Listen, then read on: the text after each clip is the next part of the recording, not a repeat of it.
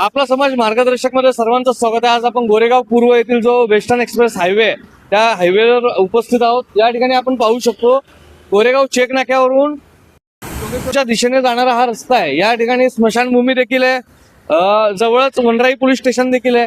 या साईडनं येणारे ज्या वाहन आहेत 4 लेनचा मुळात हा 4 लेनचा रोड असून याच्यापैकी एकच लेन आज इथे चालू आहे.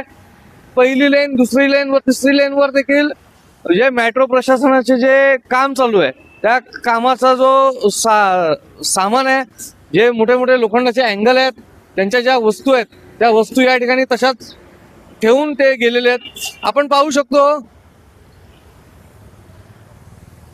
जर ट्रॅफिक पोलीस याच्यावर कारवाई करणार नसेल, जर प्रशासन याच्यावर कारवाई करणार नसेल, विकास हवाय, विकास कोणाला नको आहे, पण विकास होत असताना लोकांच्या गरजा देखील महत्वाच्या आहेत. आज लोकांना इथून जाण्यासाठी येण्यासाठी खूप मोठा असा त्रास सहन करावा लागतोय. आपण पाहू शकतो रॉंग वेनेच किती लोक या ठिकाणून गेलेत आणि त्यातल्या ही अशी परिस्थिती असल्यावर काय ऍक्सिडेंट या ठिकाणी होणार नाही.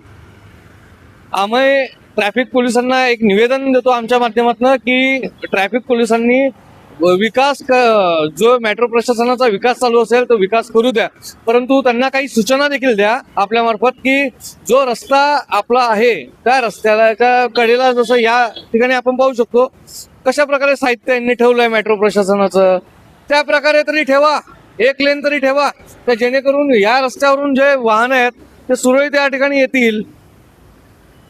पाहू आपण यावर कोणती कारवाई होते ती.